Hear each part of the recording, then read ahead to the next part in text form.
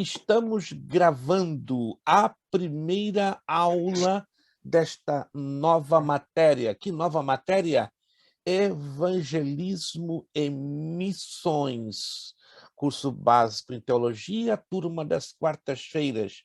Hoje é quarta-feira, 2 de fevereiro de 2022. Repetindo, hoje é a primeira aula desta nova matéria, Evangelismo e Missões, curso básico em Teologia, turma das quartas-feiras. Hoje é quarta-feira, 2 de fevereiro de 2022.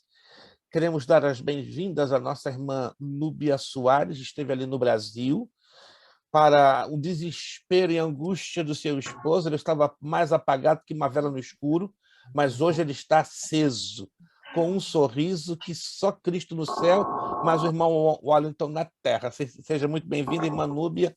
Cada um de vocês deixa uma lacuna enorme no nosso meio. Também voltou, depois de um tempinho no Brasil, né, ali com a família, algumas problemáticas com conexão de internet, lá no interiorzão da amada cidade, onde estava nossa irmã Márcia Siqueiro Perpétuo. Olha como Deus é bom, ela não morre nunca, porque ela é perpétua. Tá ali, irmã Márcia, dá um tchauzinho ali. Irmã Márcia está mais jovem, com todo respeito. Eu acho que o Brasil deu um renovo na irmã Márcia, quando eu vi, uau, essa irmã Márcia, eu reconheci pela voz.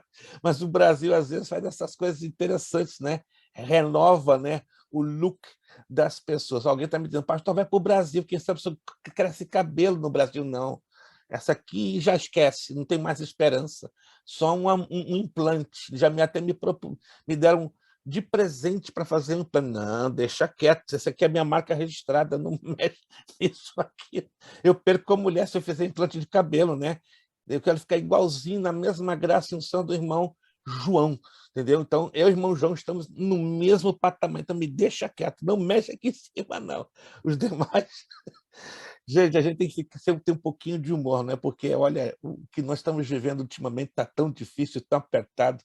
Se a gente não tiver a alegria do Senhor no nosso coração, a gente, ó, como diz meu filho, a gente capota, mas graças a Deus que a alegria do Senhor é a nossa força. Gente, essa é a nossa nova matéria, evangelismo e missões. Deixa eu explicar como esta apostila vai funcionar. Primeiramente, quantos de vocês conseguiram receber pelo correio a apostila? Alguém conseguiu receber? Por favor, levante a mãozinha. Isto, um bom número. Sua irmã Jennifer não recebeu ainda. Mateus já conseguiu imprimir, correto, Mateus? Pastor, olha, chegou a minha, mas não chegou de Luziane não, viu? Isso é discriminação, nós vamos ter que fazer um sul no correio. Ela já está se sentindo triste aqui, a viu? minha também não chegou não, O pastor esqueceu dela, não quer, já desistiu. É discriminação, gente. Mateus, conseguiu receber o teu e-mail? Sim, pastor, só não imprimi ainda. Até o máximo fim de semana eu já estou com ela impressa. Perfeito. Já. Irmã Fernanda já também conseguiu receber no e-mail. Isto. Irmã Ivanil conseguiu receber no seu e-mail. Perfeito, perfeito. Infelizmente, como vocês vão de entender, já falei isso aqui algumas vezes, se as apostilas não chegam dentro do tempo esperado, infelizmente não está no nosso controle, né? É um problema do correio americano em função da pandemia, mas eu quero acreditar que ao longo desta semana já vai estar sendo regularizado. Quem não recebeu em PDF, me deixa saber que eu envio agora, nesse exato momento. Alguém não recebeu a apostila em PDF? Alguém não recebeu? Todos receberam em PDF? Todos? Não, perfeito. Se já receberam em PDF, irmã Ângela Cristina, a senhora recebeu essa apostila? Recebi minha apostila já. Chegou, pastor? Vitória! É Vitória, rapaz! Eu vou ter que estourar Eu vou ter... bonita, essa pititica não é brinquedo, não. Pastor, fala assim, oi, pastor. Fala comigo, boneca. Oi, pastor. Eu nunca vou ter esse rostinho por... Beijo. Ainda que eu fizesse uma cirurgia plástica, eu nunca ia ter um rostinho bonito desse. Obrigada, pastor. Deixa quieto, irmãos. Isso aí é um privilégio. Agradeceu ainda, obrigado. É educadia no mundo. Gente, deixa eu explicar aqui a vocês para a gente não tomar muito tempo. Essa apostila ela vai ter uma característica bem diferente, preste muita atenção. Se você observou aqui, ó, módulo 1, evangelismo, módulo 2, missões. Um bom número de escolas teológicas estudam esta matéria em um só módulo, em um só bloco, certo? Originalmente, na outra escola a qual nós estávamos administrando, o CETAGAP, nós estudamos essa matéria em um só bloco, ou seja, em 5 semanas. Mas se você der uma folhadinha nessa apostila, vai perceber a riqueza que esta matéria traz em si. Ela é tão rica que é um pecado usar 5 semanas para estudar evangelismo e missões. Então, o que nós fizemos? Nós ampliamos um pouquinho, né, a nossa grade. Não vai causar prejuízo a nenhum aluno, só vamos ter um pouquinho mais de tempo. Então, esta mesma apostila, tá?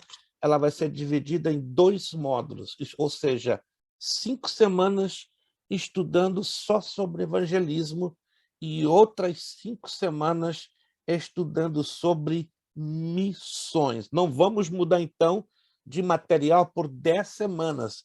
Algo parecido com a matéria de geografia bíblica, né? Algo parecido, porque nós ficamos 10 semanas em cima de um mesmo material, só que estudando praticamente a mesma matéria, que é diferente desta. Vai ser um volume dividido em 2 partes. Se você folhear a apostila, você vai ver que no meio, exatamente no meio, ela divide para missões ou missiologia. Aí alguém já me perguntou, e se alguém não fizer o primeiro módulo, evangelismo, e entrar para fazer o segundo? É fácil, vai ter o mesmo material, faz então o segundo módulo e depois, na virada do relógio, volta para fazer o primeiro módulo, evangelismo. Mas o material será esse, ou seja, vocês não precisarão ter a angústia de se preocupar por um outro envio de material, porque nós teremos esse material agora garantido por 10 semanas.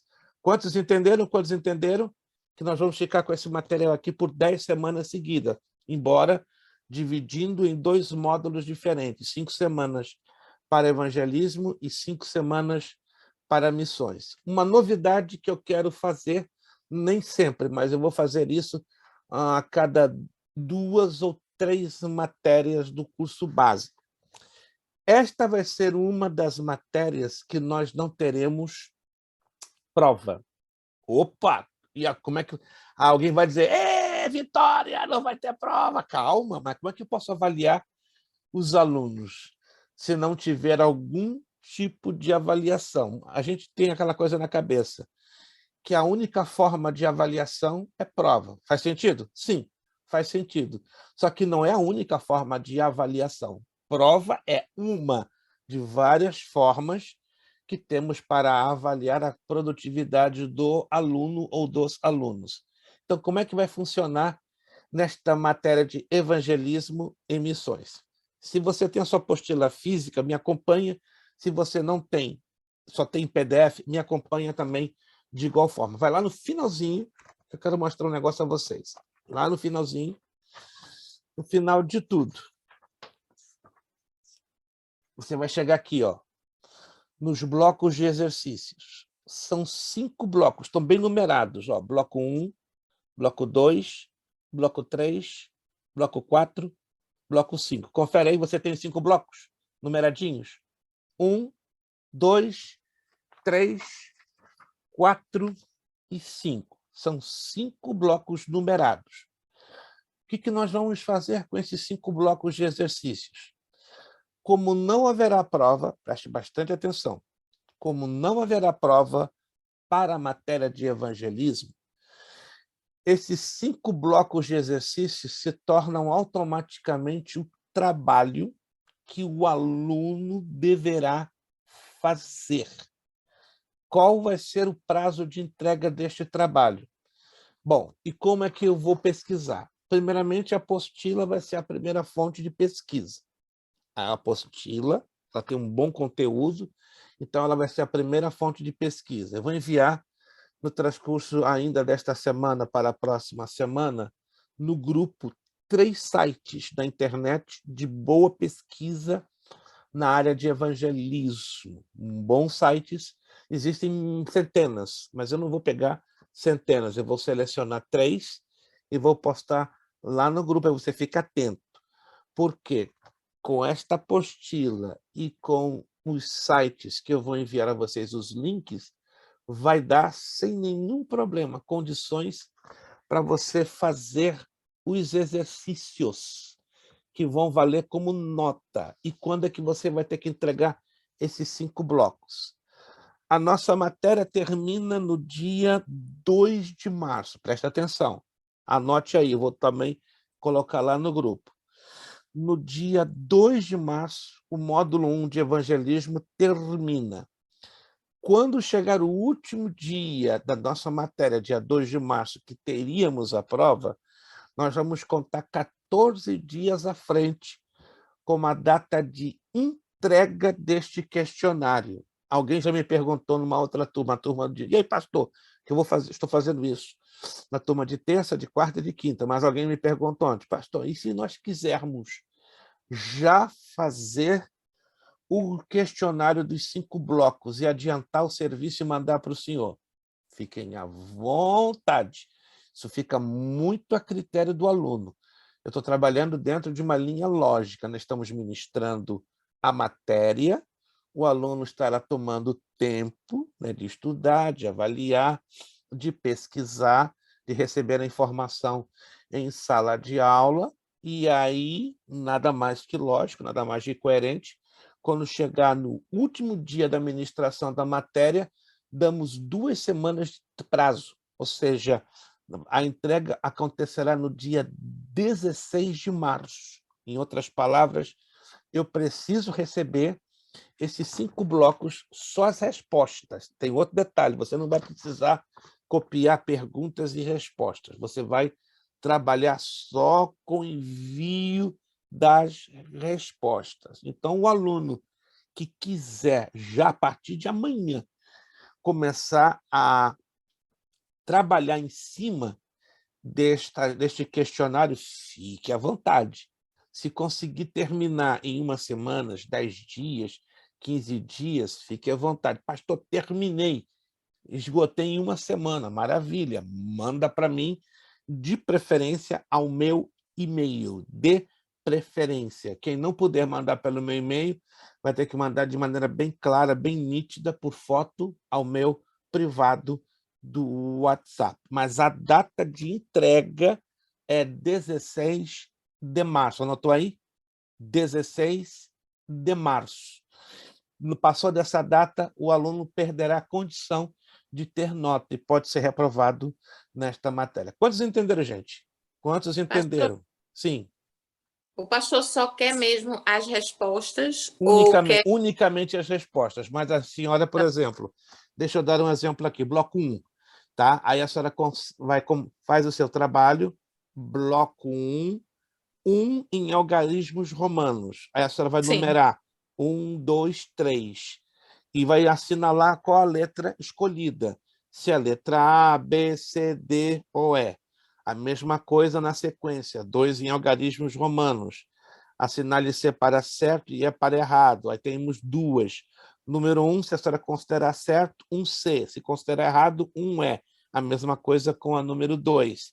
Aí vem 3 em algarismos romanos. Relacione com a coluna A com a coluna B. A senhora vai colocar 3 em algarismos romanos, e aí a senhora vai trabalhar com as letras, letra A e letra B. Se a senhora considerar que a letra A é 1, a senhora coloca A1 ou A2. A mesma coisa, B1 ou B2. Número 4, responda. Aí sim, a senhora vai ter que responder em curtas palavras essa perguntinha estilo questionário. E assim por diante. Vai acontecer no bloco 2, mas a senhora vai ter que sempre vocês vão ter que identificar o bloco. Bloco 1, algarismos romanos, 1, 2, 3, 4. Aí depois os números em algarismos arábicos. Bloco 2, 1, 2, 3, ou 1, 2, 3, 4. E assim por diante. Todos me entenderam, gente?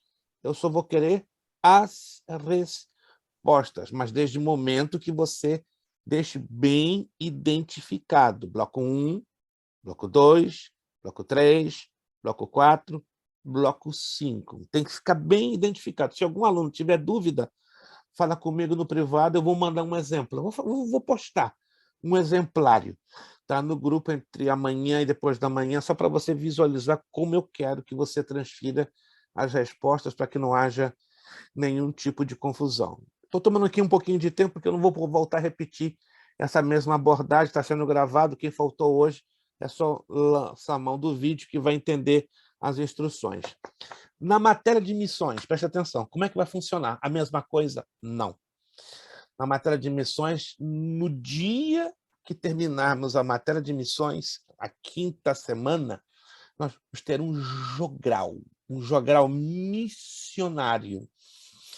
Vamos levantar 4 grupos diferentes. E aí vocês 2 semanas antes, vão estar se organizando. Vocês vão ter 2 semanas para fazer esse jogral missionário.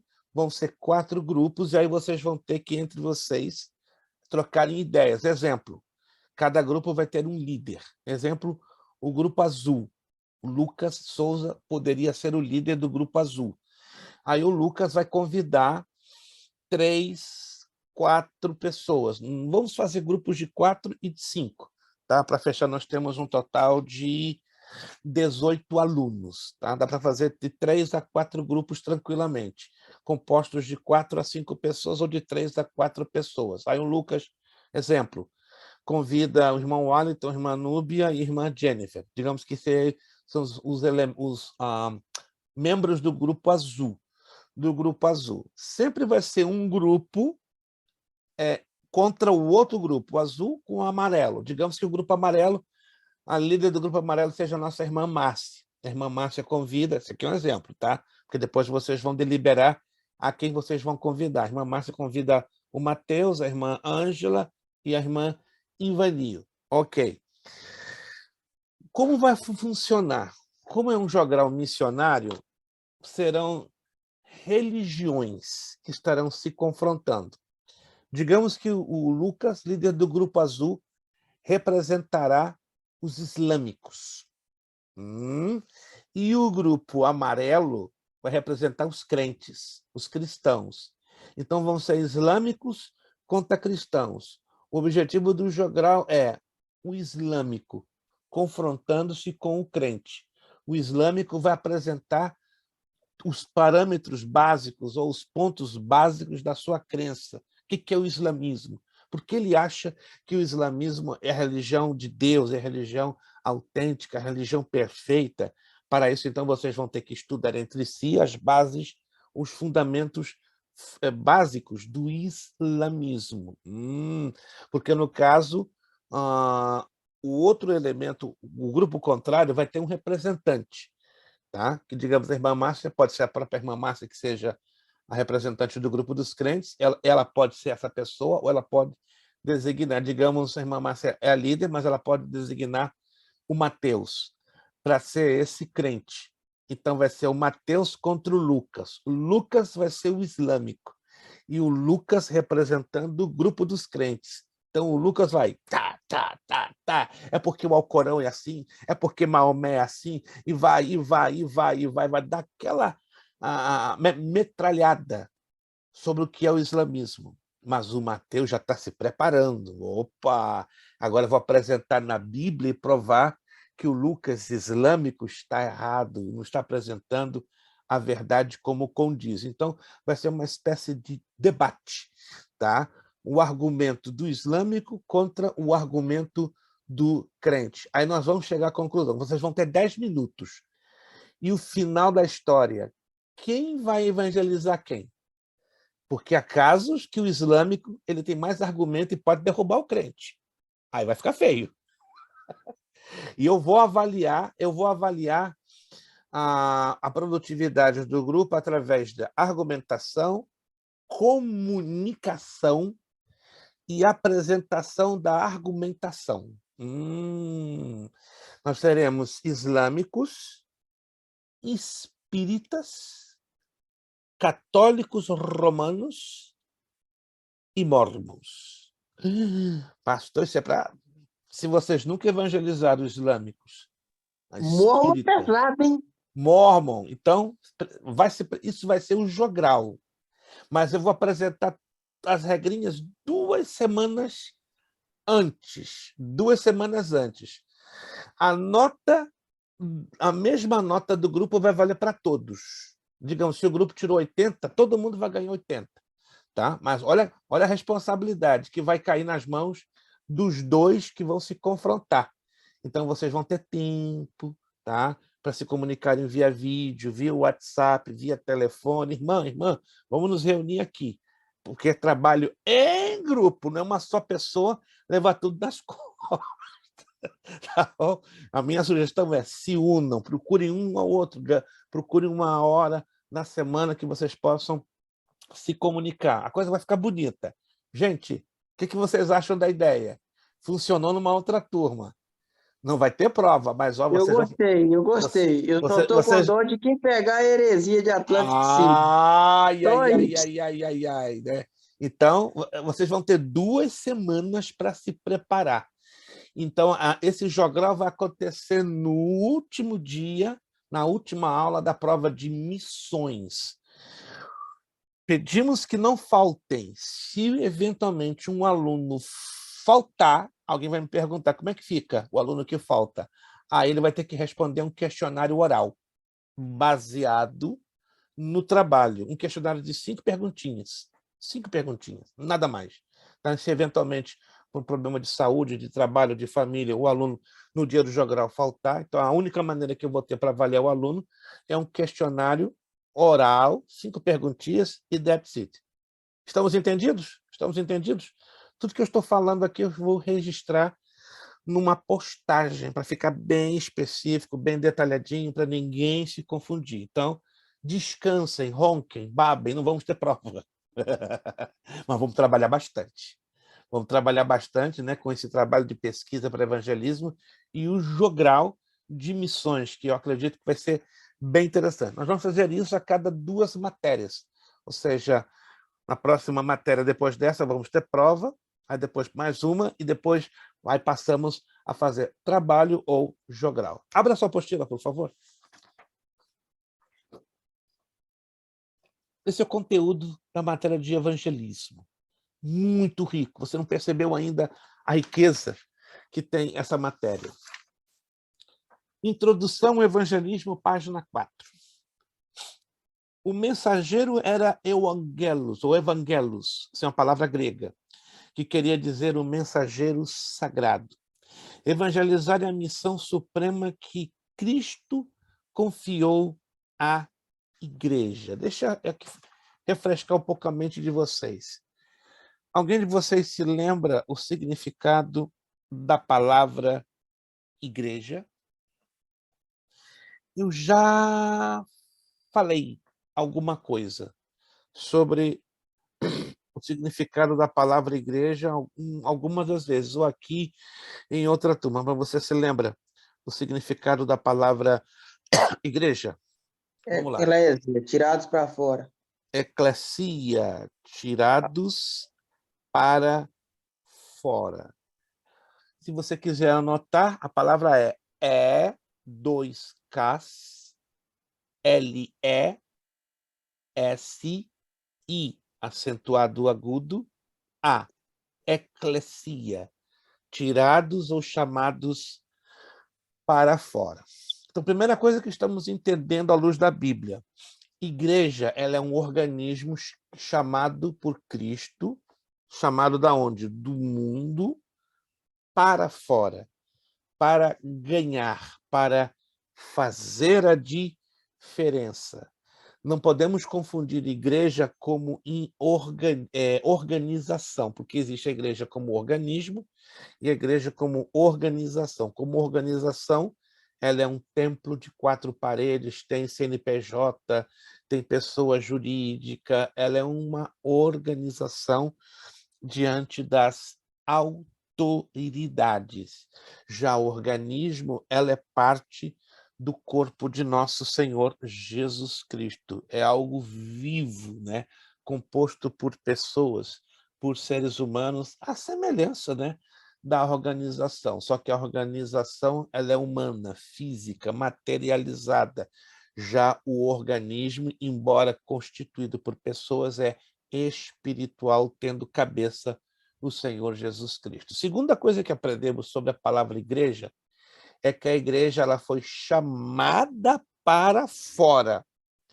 Uma igreja que fica muito tempo no quadradinho das quatro paredes, ela não está obedecendo o que Deus estabeleceu originalmente para a sua existência. Ou seja, estamos vendo hoje um fenômeno dos mais tristes. Igrejas que insistem em ficar no quadradinho das quatro paredes, chamadas igrejas eventos.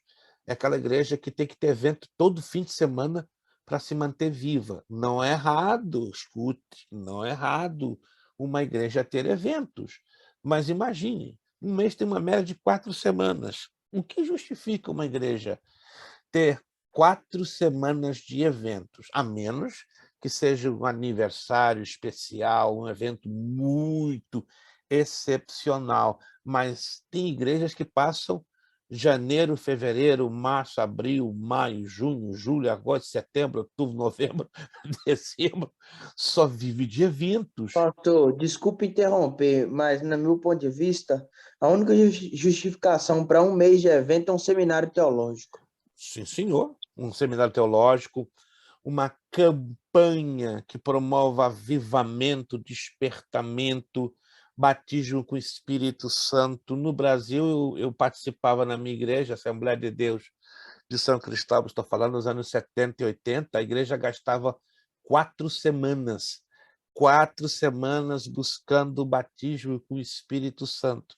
Meu pastor, na época, não ficava satisfeito se pelo menos em cada final de semana não tivesse pelo menos 50 crentes batizados com o Espírito Santo. Irmãos, era uma coisa linda. E não eram 50 que aconteciam, eram 70, 80, 90 pessoas que eram batizadas com o Espírito. Gente, não estou aqui dando uma de saudosista, não, mas às vezes me dá um nó na minha cabeça. Eu olho hoje, com todo respeito, eu não falo isso para julgar e nem rotular. Eu vejo as igrejas com uma dificuldade enorme, enorme de viver essa vida que a Bíblia nos ensina. O que aconteceu? Ou perderam a noção básica do funcionamento do que é o Evangelho. Bom, isso aí é uma outra história que a gente vai entender no estudo desta matéria. Por que a igreja se afastou tanto, tanto, tanto e tanto das suas características originais? Parece que quando nós falamos de igrejas que viveram esse tipo de situação não muito tempo atrás, 40, 50 anos, parece que nós estamos falando de uma igreja de Júpiter, uma igreja de Saturno, de Plutão, de algum outro planeta, não uma igreja que deveria ser, né, ser uma igreja que vivesse uma normalidade espiritual, mas não tem vivido. Então, infelizmente, hoje estamos vendo um quadro muito perigoso e preocupante. Igrejas que insistem que, para sobreviverem, elas precisam, de janeiro a dezembro, fazerem eventos. Mas a igreja ela não foi feita, ela não foi criada para sobreviver em cima de eventos, senão trazer a mensagem de salvação, de transformação, de libertação. Evangelização, está aqui na apostila, é a ação de evangelizar, que consiste em levar os perdidos a Jesus para serem salvos por ele. O que é evangelização? 4 coisas. Número 1, é falar da salvação em Cristo. 2, é publicar a salvação. 3, é proclamar o louvor do Senhor. 4, é empenhar-se apaixonadamente na propagação do evangelho. Essa palavra é forte. Apaixonadamente. Não vou entrar aqui em detalhes, mas eu acredito que você foi adolescente. Quem já foi adolescente aqui? Adolescente. Gente, se aqui alguém não foi adolescente, não tem que parar para levantar as mãos e orar, para Jesus trazer o espírito de adolescência na sua vida, que ficou para trás. Mas todos nós aqui fomos adolescentes, né? O que está saindo mais recente da adolescência é o Lucas. Posso estar enganado. Fale, Mateus. Tem os 4... vamos dizer, os 4 pontos ali de evangelização. Eu achava que evangelização era só fazer um cartaz lá e abraço grátis e tal, tudo certo? Brincadeira, tá? Mateus, se fosse assim, Mateus, se fosse Vamos no assim, culto hoje? gente, Evangelizei. vocês vão ficar incomodados com essa matéria. Irmãos, eu estou estudando essa matéria há 3 meses, me preparando. Falei, Jesus, essa matéria vai mexer com a cabeça forte. Ou eu vou perder os alunos depois dessa matéria, ou eles vão ficar mais agarradinhos contigo, com Não, a tua pastor, eu falo palavra. isso aqui, o pessoal aqui, assim, muitas vezes vão até pra praça, é até legal, né, ver os jovens, né, até bonito ver eles.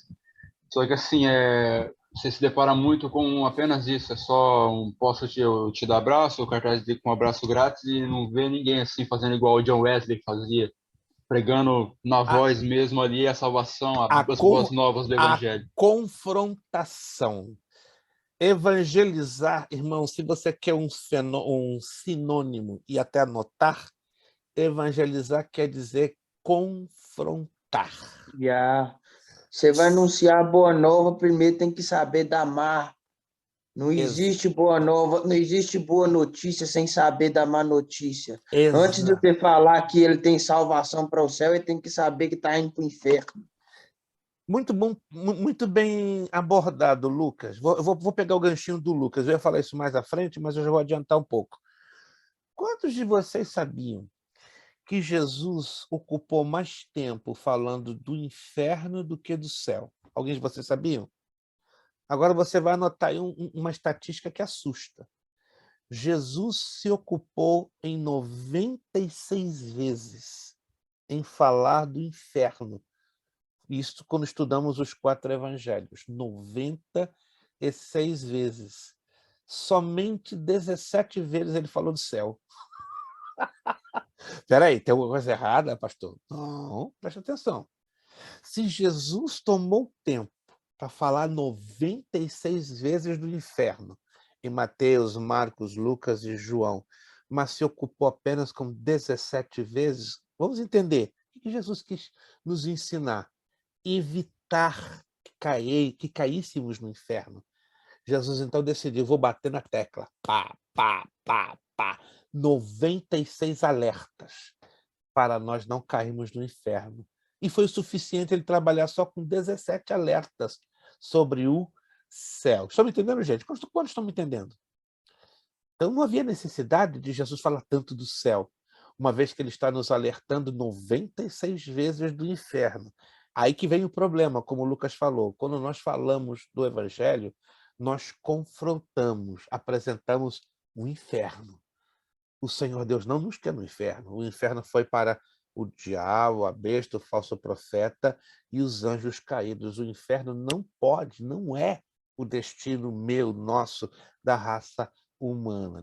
Deixamos isso mais do que claro. No inferno não foi desenhado para nenhum ser humano, senão para ser o local de tormento Pastor, de Satanás e de seus anjos caídos. Sim, desculpe interromper de novo, mas eu tenho faça. que acabar com o mito cristão de que o diabo vai atormentar alguém no inferno, de que o diabo é o arquiteto e dono do inferno. Gente, o diabo, perto da ira do nosso Deus, é uma debutante de 15 anos. O atormentador do inferno é o próprio Jesus. Tá? É ele que criou o inferno, é ele que vai atormentar o ímpio, o pecador. Você está condenado em cima da ira do Deus eterno e todo-poderoso. O cão é só uma menininha de 15 anos, perto da ira de Cristo. Obrigado. Lucas hoje está no óleo. Azeite é pouco, né? O azeite mudou de qualidade, virou óleo. O homem tá brabo hoje. Mais do que brabo, ele está no óleo. O azeite é pouco, irmãos.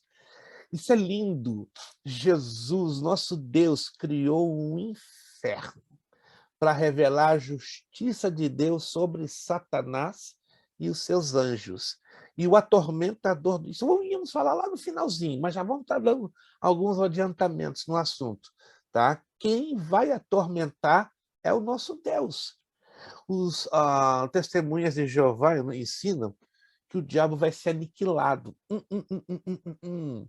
De jeito nenhum. Aniquilar é pouco. A justiça de Deus é tão perfeita. Não, eu não vou aniquilar. Aniquilar seria assim, muito fácil. Então, o projeto de Deus para Satanás e seus anjos e as pessoas que se esquecem de Deus é o tormento eterno. A gente vai falar isso um pouquinho lá na frente, com luxo de detalhe. Mas vamos, então, desenvolver isso aqui, esses 4 tópicos. Evangelismo é falar da salvação em Cristo, é publicar a salvação, é proclamar o louvor do Senhor e empenhar-se apaixonadamente na propagação do Evangelho. Eu perguntei aqui quantos de vocês já tinham sido adolescentes, todos nós. Por que eu estou me referindo a adolescente? Todo adolescente, a menos que você tenha tido uma adolescência atrasada, passa por aquele momento de paixonite aguda. Se lembra? Lá dos teus 13, 14, 15 anos, né? Você vê aquela menininha lá no primeiro grau, meu Deus, a Deus na minha rua, o coração fica...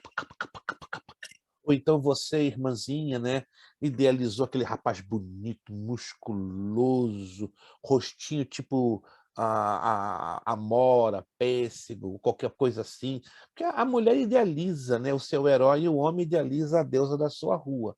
E é normal que o adolescente fique com aquela apaixonite aguda, chega nem comer, nem dormir, tem até febre. Eu não tenho vergonha de dizer. Quando eu tinha 12 anos de idade, eu me apaixonei por uma menina alemã. Falava alemão mesmo. Estava estudando na minha escola, estou falando de 1972, uma coisa de doido. Eu falava, estou ficando doido. Eu me apaixonado. Ela era grossa, ela digamos, tinha um temperamento muito ruim, era grosseira. Mas não sei, me chamou a atenção aquela menina. Eu tinha 12 anos de idade, ela tinha 11. Mas pensa numa pessoa grosseira, grosseira. Um adolescente não mede consequências. Né? Eu fiquei até com febre por 3, 4 meses. Eu falava com minha mãe, eu tô mal, vou morrer, porque a Cristina, chamava-se Cristina, a Cristina tá me achando doido. Chegou meu pai tomar até uma providência. Vou tirar você da turma, vou te mudar se você não tomar vergonha na cara. E um dia meu pai ficou irritado e me deu uma cintada. Vocês acreditam que a cintada me curou da paixonite? Mas me deu uma cintada com força. Eu tenho até hoje a cicatriz em cima do meu rim esquerdo. Não tenho nenhuma raiva do meu falecido pai. Mas foi um remédio, gente. Funcionou, né? Não precisou nem oração de imposição de mãos, né? Meu pai impôs o cinto dele em cima do meu rim esquerdo e me curou da paixonite. Por que eu estou mencionando esse episódio? Eu tenho certeza que vocês passaram por algum episódio semelhante. Paixão, ela vem arrasando. E ela sai fora também rápido. Mas no que diz respeito a nós cristãos, o que é ser apaixonado pelo Evangelho? É uma expressão, uma figura de linguagem para se referir ao primeiro amor. Não sei se você se lembra nos primeiros dias, das primeiras semanas de você como novo convertido. Você dava Pai do Senhor até a gato na rua. Pai do Senhor, Jesus te ama, entendeu? O novo convertido, ele parece um balão prontinho para estourar de tanta alegria para falar de Jesus. Você se lembra? Quem se lembra aqui do seu tempo novo convertido? Fica grande. Jesus é grande na minha vida. Jesus me ama e te ama também. Rapaz, você não perdia uma oportunidade. Você se tornava até aquela pessoa insuportável para falar de Jesus para todas as pessoas que estivessem ao seu redor. Mas aí vão passando os meses, os anos, e parece aquele primeiro amor, murcho. E acontece isso, irmãos, infelizmente. Não posso negar essa realidade, nós não podemos negar essa realidade. Foi o pecado, foi a falha da igreja de Éfeso. Eu tenho algo contra ti, que tu deixaste. Olha, Jesus disse que tu deixaste. Foi uma decisão. Quando nós perdemos esse primeiro amor, perdemos o amor pelas almas, perdemos aquele calor, aquele fogo de evangelizar. Aí ficamos de cristãos e nos tornamos crentes. Tem uma diferença? O cristão, ele quer viver as atitudes de Jesus Cristo, parecer-se com ele. O crente, ele se acomoda. Ele é um religioso.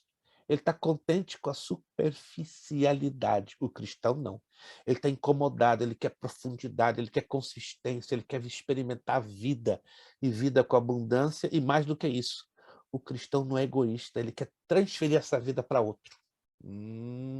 Agora o crente está ali, aleluia, ô culto abençoado, ô Jesus, tu és bom, dei o meu dízimo, os meus $1.300 de meu dízimo, ou contribuí lá com uma oferta missionária, fiz o meu descargo de consciência financeira, bem, bati o ponto do meu culto, né? Não faltei nenhum culto neste mês de janeiro. Rapaz, eu fui fiel. Aí você dá uma de publicano, né? Eu fiz e aconteci. Isso é religiosidade. E esse espírito, infelizmente, tem dominado de uma maneira até inconsciente, um tanto automática. Muitos não percebem. Gente, presta atenção. O negócio é tão sério, tão grave, que alguns não percebem que estão vivendo este automatismo religioso. Porque o automatismo religioso é resultado direto de uma vida que já perdeu o primeiro amor. Não me responda a pergunta que eu vou fazer, não. Mas quantos de nós temos saudades daquele primeiro amor? Não precisa me responder. Responda para si próprio. E aí você vai chegar à conclusão que se eu tenho saudades do primeiro amor, então, com a graça de Deus, eu posso voltar àquele primeiro amor, e voltando àquele primeiro amor, eu posso fazer uma diferença maravilhosa no que diz respeito a evangelizar. Aqui na apostila, evangelismo. A partícula ismo denota sistema. Tudo que você encontrar no vocabulário da língua portuguesa que termina com ismo aponta para sistema, algo organizado para funcionar dentro de uma engrenagem.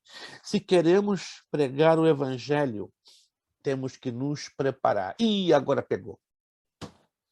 Agora pegou, gente. Muita gente quer pregar, mas sem ter esforço, sem ter preparação básica. Deixa eu perguntar a vocês. Quanto tempo vocês acham ou se informaram que um mórmon se prepara antes de sair às ruas e bater na porta da pessoa, fazendo aquela visitinha, né, que eles fazem de 2 em 2? Alguém de vocês já pesquisou? Quanto tempo gasta um mórmon se preparando? Alguém já leu? Alguém já pesquisou? 4 anos. Eles gastam um mínimo de 10 horas diárias. 30 dias seguidos em um mês. São 300 horas mensais ao longo de 4 anos.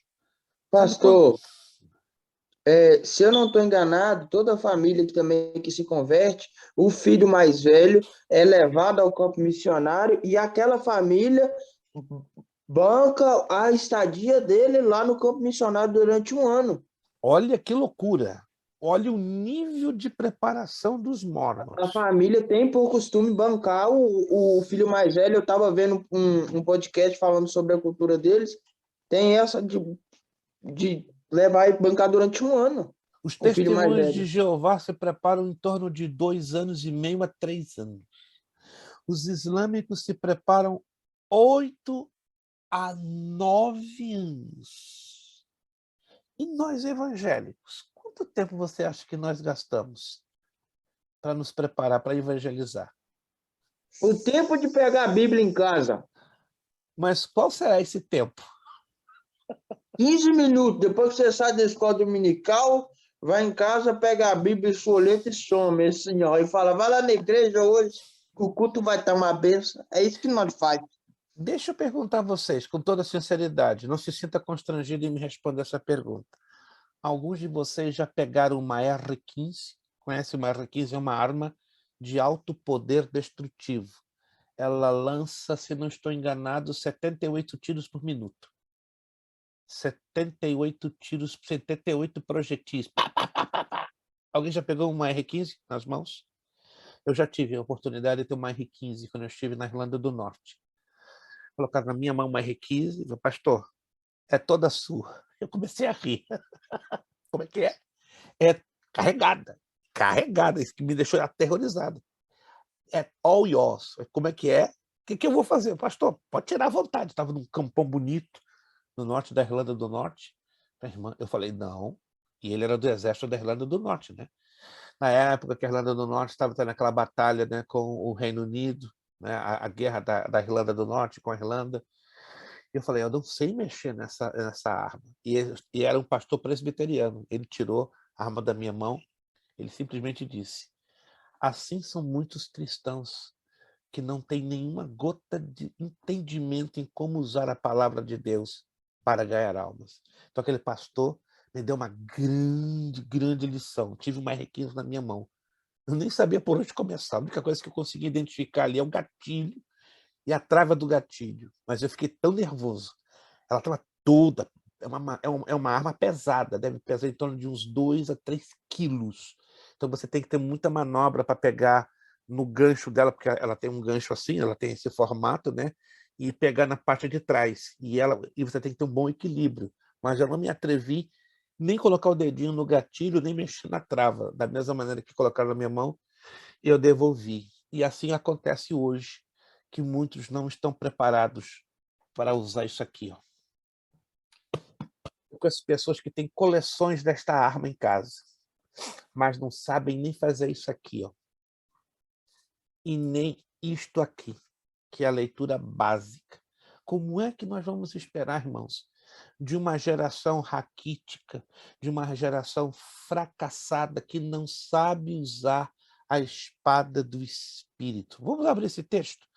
Esse texto aí é poético, 1 de Timóteo 2,15. Por que ele é poético? Vamos entender isso aqui agora.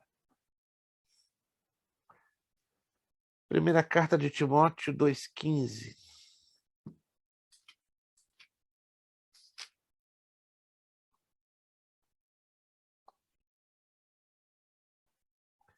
Esta é uma palavra fiel e digna de toda aceitação. Que Cristo Jesus veio ao mundo... Perdão, desculpe. Estou lendo o texto errado. 1 de Timóteo 2,15, desculpe. 1 de Timóteo 2,15. Segunda, desculpe. A apostila está com um erro gráfico. Corrija a segunda, não primeira. 1000 perdões. Segunda. Só você colocar mais um pauzinho, porque é 2 de Timóteo, não primeira. 1000 perdões. Procura-te apresentar-te a Deus aprovado, como obreiro que não tem de se envergonhar, que maneja bem a palavra da verdade. A gente cansa de falar esse texto em trabalhos com obreiros, em reuniões de obreiros, mas nós não entendemos o que esse texto está querendo nos ensinar. Procura-te apresentar-te a Deus. Em qual posição? Aprovado ou reprovado? Não tem meio termo. Número 2. Como obreiro que não tem de se envergonhar. E estamos aí vendo tantos obreiros envergonhando e trazendo vergonha nos púlpitos e na vida comum. Que maneja bem a palavra da verdade. Para manejar bem a palavra da verdade, tem que ter preparação básica. Irmãos, é uma vergonha, e desculpe usar um termo um pouquinho forte, é um descaramento. Um diácono de uma igreja não ter pelo menos uma preparação básica de escola bíblica dominical. Pelo menos. É um descaramento. Um presbítero, um evangelista, não ter pelo menos um curso básico de teologia. É um descaramento, um pastor de igreja, seja ou pastor auxiliar, não ter uma base educacional nas escrituras sagradas. É um descaramento, é uma falta de respeito ao próprio Deus e uma humilhação para o evangelho. Por quê? Eu olho os mormons, os testemunhos de Jeová, os adventistas, os islâmicos, numa preparação que eu coloco a mão na minha cabeça, Senhor, se facilitar, esse povo ganha esses obreiros irresponsáveis, esses obreiros despreparados. Por isso que o evangelho, irmãos, dentre várias razões, tem perdido credibilidade. E mais, quando se trata de obreiro, eu sou fulano, eu sou diácono. É muito bonito encher a boca, diácono fulano, presbítero fulano. Eu sou apóstolo. Na hora de abrir a boca para falar um pouquinho do amor de Cristo baseado aqui é um vexame, é uma vergonha. Então, se queremos pregar o evangelho, irmãos, vamos começar com uma escola bíblica dominical. Tá? Na medida que você vai ganhando responsabilidades, faz um esforço e abraça uma escola teológica, ainda que seja um curso básico, e louva a Deus pela iniciativa que cada um de vocês tem tomado, não por nós, mas pelo amor que vocês têm a Cristo. Mateus. Desculpa interromper, mas Faça. fui num culto, né? Já tem um pregador de fora ali na igreja que eu frequentava. Hoje eu estou na Assembleia. Aí foi engraçado que ele foi pregar lá e ele leu lá: a letra mata, mas o espírito vivifica. Olha, eu não sei onde que ele aprendeu aquilo lá, mas eu acho que ler na Bíblia não foi. Se ele leu, porque ele falou que a letra mata, Paulo estava se referindo a estudar teologia. Esse cara aí, deu vontade de levantar e sair do culto, mas por respeito ali, por prudência, não fiz. Misericórdia, Vasco. Misericórdia. Eu com muita educação há uns 30 anos, exato, em 1982. Há 30 anos eu tinha meses de pastor ordenado. Eu fiz calar a boca de um evangelista que fez essa mesma abordagem numa igreja Assembleia de Deus, em São Paulo, no interior de São Paulo. Eu estaria para ministrar a palavra, e ele foi convidado para trazer uma palavra para o ofertório. Não tem nada a ver ele mencionar essa palavra. A letra mata, mas o espírito vivifica. E aí ele foi exatamente nesse mesmo ponto. Não me lembro como hoje. Isso foi em abril de 1982, numa igreja em Sorocaba, no interior de São Paulo. Quando ele colocou aquilo ali, eu falei: esse cara está me provocando. Eu não vou deixar passar isso em branco, não. Aí eu fui muito educado. Falei: que irmãos, antes de eu tomar a palavra, vamos orar, primeiramente, para que o Espírito Santo abra nossas mentes e que entendamos de uma vez por todas que a letra vazia, a letra fria, a letra que não tem a unção e o poder do Espírito Santo, essa sim que mata. A letra que não é corretamente interpretada, essa mata, assassina, destrói. Eu tomei 5 minutos. Aquele irmão faltava afundar dentro da cadeira. Eu não estava fazendo isso para envergonhá-lo, para humilhá-lo, mas para desfazer aquela ideia herética, estranha, que ele havia colocado. Entende? Mas o Espírito vivifica, o Espírito da vida, o Espírito da luz, o Espírito dá a correta interpretação. Pastor, mas para isso precisamos estudar a palavra de Deus. A letra que mata é a letra desse monte de teólogo meia boca que trai a mulher, que bate na mulher, que vai pregar nas igrejas e abre a boca para cuspir, não tem nada contra. Cospe, relópia, calvinismo, arminianismo e não sei o quê, e cita pregador, e cita John Wesley, mas não tem vida. É por isso, é um vaso vazio cuspindo pouca coisa. É por isso que essa letra se mata, a letra que vem de quem está vazio. Nosso Deus está buscando homens e mulheres que tragam o evangelho, né, na vida. O mais importante é ter o evangelho na vida. Não adianta você de púlpito, e falo com muito respeito, sou um doutor, uma coisa que me tira do sério, quando alguém toma um púlpito para falar dos seus títulos. Eu sou doutor em teologia, eu sou mestre nisso, eu sou eu vontade de Pastor, é doutor de teologia, mas chega na parte do adultério, ele não pode falar, porque ele é adúltero. Exato, irmão. Mas mesmo assim... Chega na parte da lascívia, ele não pode falar, porque é pornográfico. É falta de ética, gente. Ficar cuspindo vantagens sobre aquilo que é. Que seja doutor de 50 títulos de teologia, mas não há necessidade. A salvação não depende dos 50 títulos de doutorado em teologia. O que depende da nossa salvação é a nossa vida prática, nosso testemunho público de fé. A letra mata, quando ela está vazia do Espírito, quando ela está vazia da correta aplicação. Esse é o problema, irmãos. Muita gente se enche de teologia, mas não aprende a ter a sabedoria básica para aplicar a teologia. E aí vive uma vida vazia, uma vida fria, uma vida farisaica. Vamos avançar. Vamos avançar. Evangelismo. Então, vocês entenderam. Queremos pregar o evangelho? É lindo.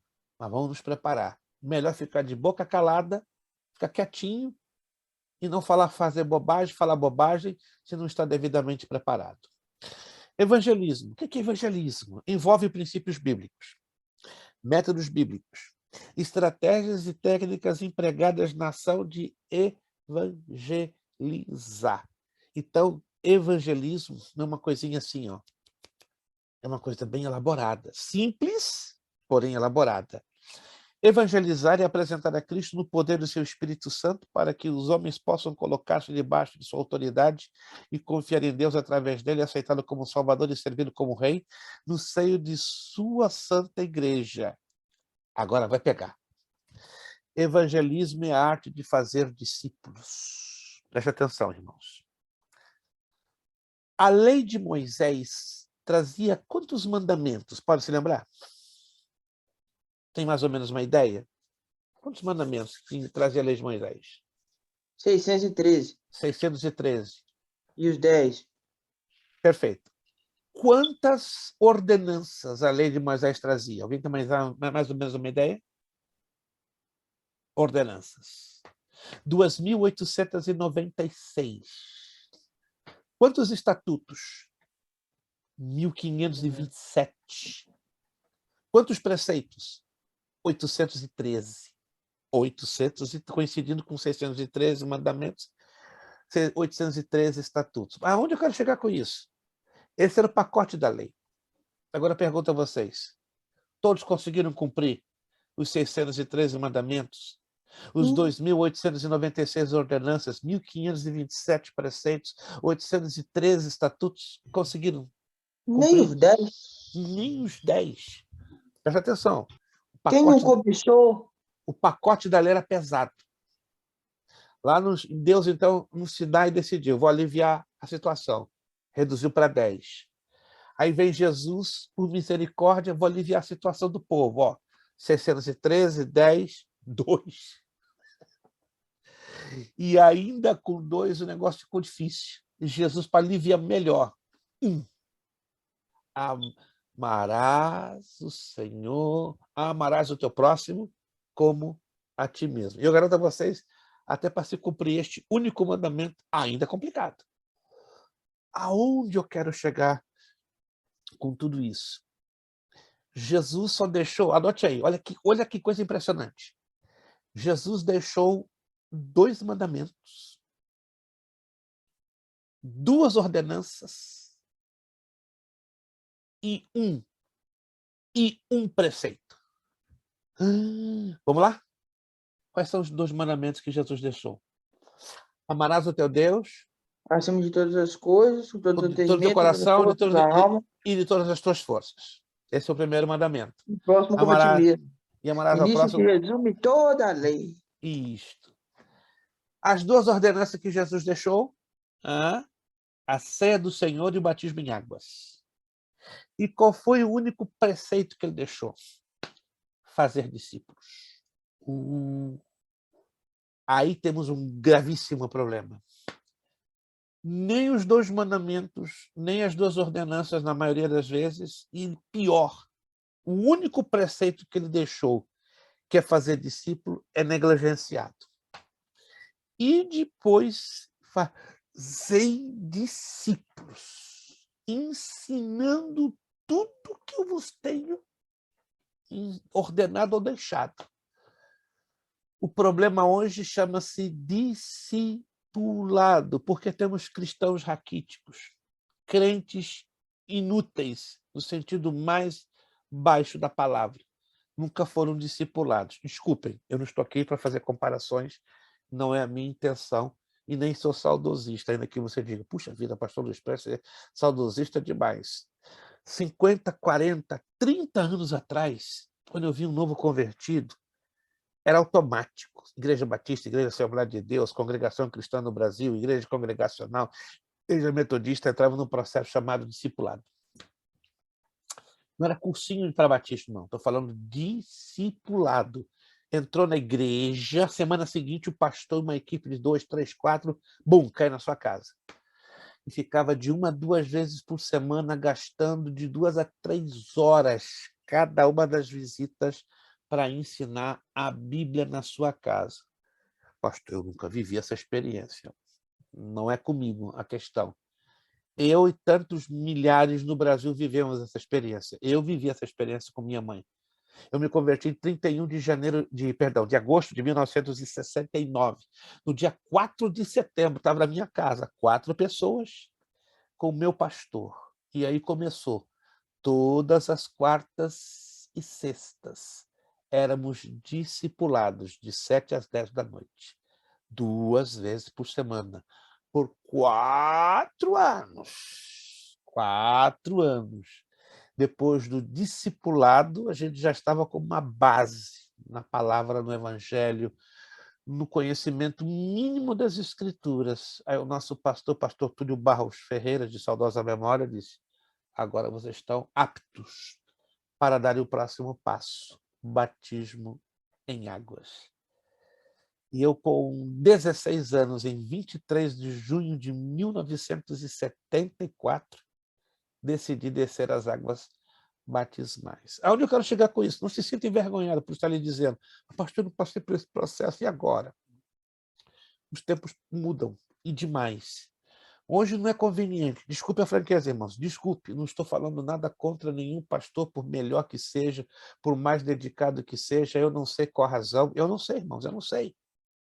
Mas eu não consigo entender por que o discipulado foi deixado em segundo, terceiro, último plano. Não sei, talvez não é mais conveniente. Talvez dê muito trabalho.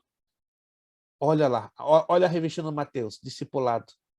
Mas por que não se valoriza uma das doutrinas mais fundamentais da Bíblia? Jesus deu exemplo de discipulado. Paulo teve um grupo de homens que ele discipulou ali, ó. E os 2 melhores discípulos que Paulo teve para Cristo foi Timóteo e Tiago. Por que não se valoriza? O que você opina? Eu quero ouvir 2 alunos. Por que hoje, irmãos? Desculpe, nós estamos aqui levantando um debate para críticas. Pastor, Qual a razão que você crê que o discipulado foi colocado de lado? essas coisas me entristecem demais. Entristece demais o meu coração, porque eu vejo os seus comentários da sua época de cristão, e hoje eu lembro da minha fase, pastor tendo que insistir com o crente para ele batizar, com os meninos da minha idade, sendo que na sua época se batizar era um privilégio, era uma coisa que todo mundo almejava. Brotava naturalmente aqui de dentro. Gente, você não sabe... Hoje é o anseio por ter número, por ter igreja cheia. Aí se aceita qualquer tipo de cristão. O cara vem de qualquer jeito e fica de qualquer jeito e nada se muda. A igreja se adapta à pessoa, o sistema, a Bíblia literalmente se adapta à pessoa. Não a pessoa se adapta à Bíblia, não a pessoa se adapta aos moldes da igreja, porque antigamente era assim, se mas você isso aí, escolheu estar na igreja, você se adaptava ali. Lucas, Hoje, isso que tu não. estás falando é inversão de valores. Então, as igrejas hoje... Perdão, isso aqui não é um debate para crítica. Então, a igreja, pelo que nós estamos entendendo, estão invertendo os valores bíblicos. Sim. Isso é gravíssimo. Sim. Gente, isso é gravíssimo. Alô? Sim. Quem está percebendo isso? Alguém está percebendo que nós estamos conversando? Estamos estudando a Bíblia. Isso chama-se inversão de valores.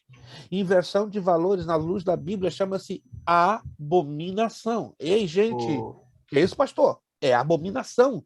Sim, e isso tem irritado ao Espírito Santo. Por isso, pastor, que eu falo, eu posso falar como assembleiano, membro ligado na Convenção do Brasil. Eu posso falar. Uma das minhas brigas é para a gente manter o que vinha de antes. Porque, não, porque você é saudosista, ignorante, não. É porque eu estou vendo que a igreja está se moldando ao gosto das pessoas. E se isso continuar, aonde a gente vai parar? Já temos igreja inclusiva em São Paulo. Já temos de tudo quanto é coisa. Mateus. Pastor, eu acho que um dos problemas do discipulado ter sido deixado de lado é a frouxidão no púlpito. Porque, assim, eu vejo pela igreja, também sou assembleano, e a minha luta também é a mesma que a do Lucas aqui na igreja. Aqui. Meu pastor é um Não tenho o que reclamar dele. Ele é um pai, é um pastor, é um amigo. Não tenho o que reclamar. E é difícil ver ele no culto de domingo, que é o culto da família. A igreja geralmente está cheia. Ele implorar para os membros e terça-feira no culto de ensino, culto de doutrina, enfim. Aí se você colocar qualquer outro dia da semana, pode ser na segunda-feira, culto da vitória. Aí pronto. Aí parece que o presidente, o Bolsonaro vai estar aí, o Donald Trump vai... Não sei. É incrível isso aí, entendeu? Não sei se é... Eu acho que a cultura... Isso eu falo que eu tô aqui no Brasil, não sei como que funciona aí, mas eu acho que é da cultura brasileira. Me dá uma agonia... Muda não, filho. É Muda da, não. é da cultura. agonia ver... Me dá uma Infelizmente, é da agonia cultura. ver o pastor pregando e você vê lá no púlpito os obreiros bocejando. Isso me dá uma agonia muito grande. Me dá Mas- agonia ver eu vou até parar de falar Sim, aqui. sim, Mateus, eu vou consigo te falar. falar. Eu vou te falar, a minha agonia é a mesma da sua, de ver o seu pastor ensinando Bíblia 24 horas, seu pastor servindo ceia, para pegar membro da sua igreja e lotar estádio para ver Pablo Marçal, falar que a sua alma que está travada, que o seu corpo não tem nada a ver, que o seu espírito não tem nada a ver, é que a sua alma que precisa de ser destravada. Aquele bando de imbecil lotando um estádio porque é ativado pela ganância, pela cobiça de querer vencer, entendeu? Aí dá nisso. Me perdoa, desabafei. Irmãos, essa matéria, ela está tocando uma ferida que geralmente não se toca por medo, por tabu, por não melindrar a sensibilidade, mas nós estamos estudando aqui como gente, nós somos aqui gente madura. Eu quero acreditar que todos aqui nós somos suficientemente maduros para falarmos de uma das maiores crises que o evangelho está sofrendo. Não sei se você está vendo, ou talvez seja somente eu, mas nos últimos 50 anos eu nunca vi uma crise tão profunda como o evangelho está sofrendo. O problema está no evangelho? Claro que não, o evangelho é perfeito. O evangelho é as boas novas de salvação. Mas o maior problema não está no evangelho, mas quem está transmitindo o evangelho. Irmã Márcia. Pastor, eu acredito que seja uma inversão de valores, porque, como você disse, porque nas igrejas hoje em dia, os pastores colocam, as pessoas chegam na igreja já tendo cargos. Para que eu vou fazer algum curso, ter uma teologia, participar dos cultos de ensino, se eu já tenho um cargo na igreja? Antes de aprender. Eu acho que é culpa dos líderes, dos pastores. Então, nós chegamos a uma conclusão muito triste, e até vou usar o gancho do Lucas. Eu também tenho uma agonia que vocês não me imaginam. E a maior agonia que dá no meu peito é o seguinte, que para muitos ser crente é ter status. Ser crente é ter um nome para ser reconhecido e aplaudido. Salvação não é status, irmão. Por favor, guarde isso no seu coração. Salvação é uma dádiva, é um presente de Deus, é um privilégio. Querem ver uma aberração que se prega nos púlpitos? Até nós ouvimos isso de boca de pregadores famosos. Escuta essa. Segura aí na cadeira. Eu encontrei Jesus. Eu encontrei Jesus. Isso é uma aberração teológica.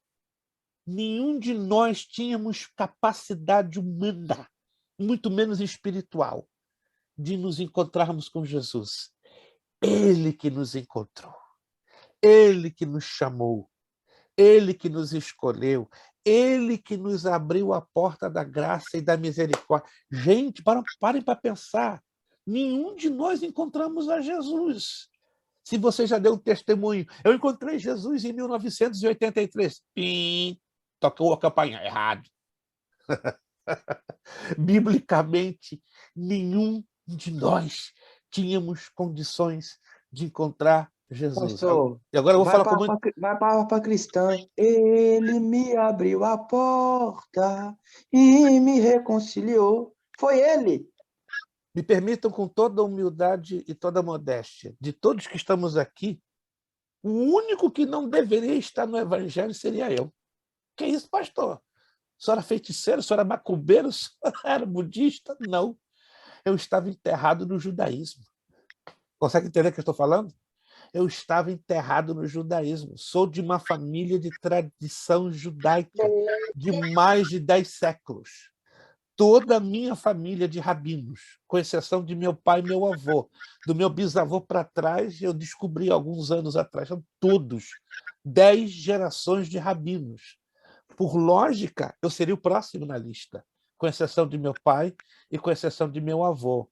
Aí eu falei comigo esses dias, meu Deus, foste tu mesmo que me escolheste, porque 10 gerações de rabinos, com exceção de meu pai e de mim e meu avô, encheu a boca dizendo, você vai ser meu sucessor. Eu falei, sobrou para mim, não tenho jeito, vou morrer no judaísmo. Mas Jesus me surpreende quando eu completo 10 anos de idade e ele dá uma experiência, não sei se eu já contei rapidinho meu testemunho, numa outra ocasião eu vou contar, foi uma forma muito forte que o Senhor Jesus me tirou do judaísmo, então eu posso dizer com experiência e com muita humildade, não tem essa de eu ter me encontrado com Jesus, ele se encontrou comigo, ele me chamou. Alô, irmão Zando, foi Jesus que chamou o irmão. Não foi o irmão Zandro que se encontrou com ele. Desculpa, irmão Zandro. Acho que se alguém lhe ensinou, Zandro, você naquele dia se encontrou com Jesus. Pem, resposta errada. Apareceu, pastor, apareceu para os irmãos, perdão de ter contratado. Mas eu sempre digo que eu até entendo o termo que a gente usa assim, eu aceitei Jesus, até entendo no sentido da frase, no contexto geral. É uma força de expressão na maioria das vezes. Exatamente, mas o irmão Zandro, eu sempre digo que, não sempre digo que eu aceitei Jesus, eu sempre digo que Jesus me aceitou. Aí está. Ele se encontrou comigo e ele nos aceitou. Oh, meu Deus. Gente, alô? Quem foi chamado por Jesus aqui? Alguém foi chamado? Alguém foi chamado por Jesus? Jesus chamou você? Ele me chamou há 52 anos. Quem se encontrou aqui com Jesus? Alguém se encontrou com Jesus? Alguém encontrou Jesus aqui? Se encontrou Jesus, a gente vai para essa aula e vamos fazer a oração para virar a situação. Porque ninguém tem capacidade sozinho de se encontrar com Jesus. Saulo de Tarso. Efésios 2:8. Efésios, é pela graça. Gente, se não é graça, não funciona nada. Vamos lá, vamos avançar. Em 15 minutos temos que terminar essa aula. Vai esquentar, agora vai esquentar, agora você vai sentir o pneu cantando. Vamos lá. Quando não se faz discípulos, nós temos o quê? Deficientes, que não têm capacidade para servir. Ninguém pode servir se primeiro não é discipulado. Mas os púlpitos hoje estão cheios de obreiros. As igrejas estão cheias de pessoas que querem servir, mas elas nunca foram discipuladas. E dá no que dá. Igrejas cheias de problemas. E alguns desses problemas, sabem aonde estão? Nos púlpitos, com os obreiros. Não estou dizendo que entre os membros não há gente problemática, mas se você observar uma igreja problemática, com carinho, falo isso, com muito respeito, começa a conhecer os obreiros. Você vai descobrir que grande parte, 60% da problemática daquela igreja está onde? Dentro dos obreiros. E se você fizer uma pesquisa mais fundo, vai descobrir que daqueles obreiros, só 10% foram discipulados. Eu costumo dizer que a igreja de Cristo hoje precisa ser reevangelizada. A igreja precisa passar por uma nova reforma. A de Lutero já estourou vencimento, já expirou a validade. 1517, mais de 500 anos ficaram para trás. A igreja precisa de uma reforma urgente. Ou a igreja passa por uma nova reforma, ou no dia do arrebatamento da igreja, só a graça, irmãos. O número de salvos que vão subir vai ser assustadoramente reduzido. Lucas. Pastor, eu costumo falar que se Lutero tivesse vivo nos dias de hoje, ele estava combatendo, era a gente. Tinha esquecido que essa ideia de que o Papa era o anticristo. Ele estava combatendo, era nós. Esse monte de heresia e mentira. Irmãos, eu tenho mais dificuldade para falar para cristão do que para mundano. Quando me convidam para falar para cristão, eu sou a camiseta. Mas se é para falar para um ar livre ou para um grupo de pessoas que não conhecem Jesus, eu vou feliz da vida. Pastor, você está trocando as coisas? Não. Quer me ver um cara feliz? Me chama para um culto onde só tem gente que não conheceu Jesus. Ah, eu fico igual pinto no lixo. Feliz da vida. Não é que eu tenha nada contra de pregar para os meus irmãos, de ensinar a palavra, eu tenho prazer. Mas a satisfação da minha alma é falar para pessoas que não tiveram um encontro com Cristo, porque ali eu creio que Jesus pode trazer a palavra de salvação. Quero ver um evento... Pastor, Sim, irmã Daniela, fale. eu estava numa igreja no qual eu despertei um certo assim, interesse por ser discipulada, né?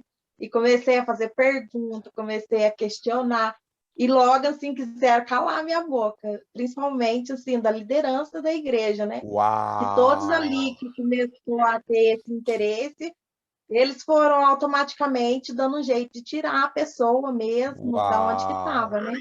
Uau! Aí foi onde conheci a missionária Laodiceia e comecei a fazer um certo estudo com ela. Tudo que ela aprende na aula com o Senhor, ela estava passando para mim, né? E Amém. aí isso despertou uma ira que, eu vou falar a verdade, eu achei que eu não ia suportar por esse interesse que eu tive de ser discipulada, eu paguei um alto preço. E assim, a gente vê, hoje em dia eu já não estou mais nessa igreja, faz 5 meses mais ou menos que eu estou em outra. Sim, fui forçada mesmo a sair, porque quiseram me calar de todos os jeitos. Não nos surpreende, E a irmã. gente vê que Quando um cristão toma uma posição de crescimento na palavra, ele vai se tornar uma ameaça para aqueles que aprenderam a manipular as massas. Porque hoje, com todo respeito, há mais interesse, não de todos, mas de alguns pastores, em manter o rebanho de Cristo na ignorância do que ter o prazer de ver o rebanho de Cristo crescendo. O Lucas está fazendo ali o sinalzinho por causa disso aqui, ó. O grande problema hoje é ganância, números. Hoje tem pastores que estão preocupados em ter 1.000 membros, mas que sejam 1.000 membros ignorantes, mas 1.000 membros excelentes dizimistas e ofertantes. Estão me entendendo, gente?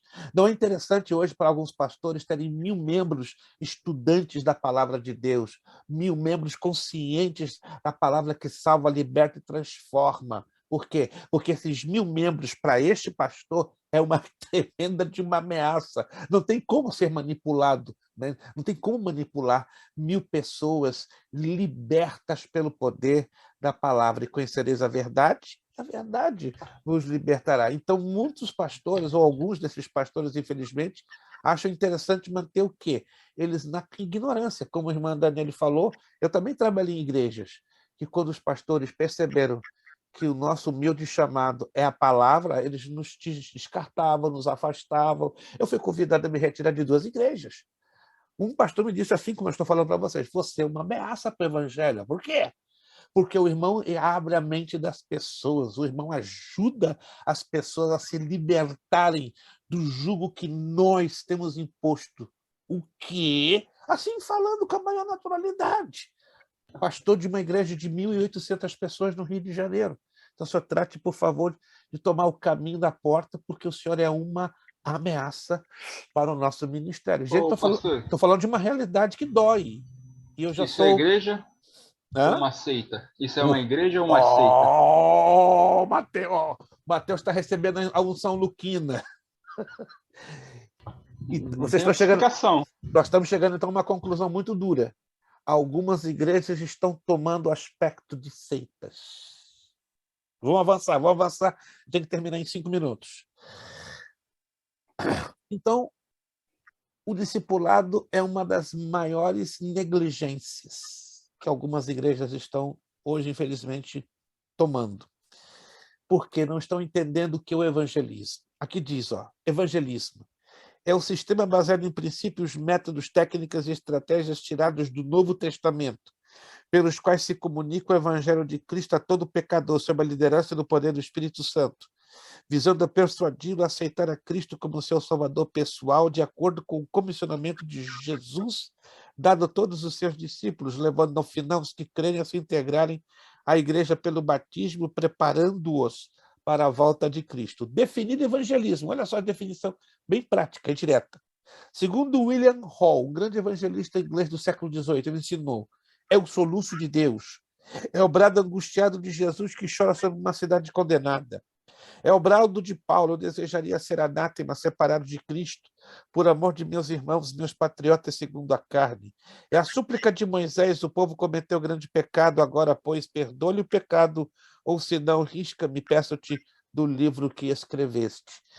Na página 5, você vai ver as demais abordagens sobre como definir o evangelismo. Eu sugiro que você leia essa partezinha da página 4. Na próxima aula, nós vamos entrar aqui, ó, introdução ao evangelismo pessoal. Por que hoje as igrejas abandonaram a prática do evangelismo pessoal? O que é evangelismo pessoal? É o corpo a corpo, é o tete a tete, né? É aquela pessoa que vai confrontar pessoalmente, individualmente com a outra pessoa. A Bíblia nos traz vários exemplos de evangelismo pessoal, né? Jesus com a mulher samaritana, Jesus com a mulher adúltera, Jesus com Nicodemos, né? Um dos principais líderes da sinagoga, e assim por diante. Então, anote aí. Então, na próxima aula, nós vamos estar falando, né? Estaremos falando sobre a introdução de evangelismo pessoal. Nós vamos partir em seguida para a nossa provinha de geografia bíblica. Somente a irmã Márcia Perpétua, que não vai fazer esta prova, e a irmã Ivanil.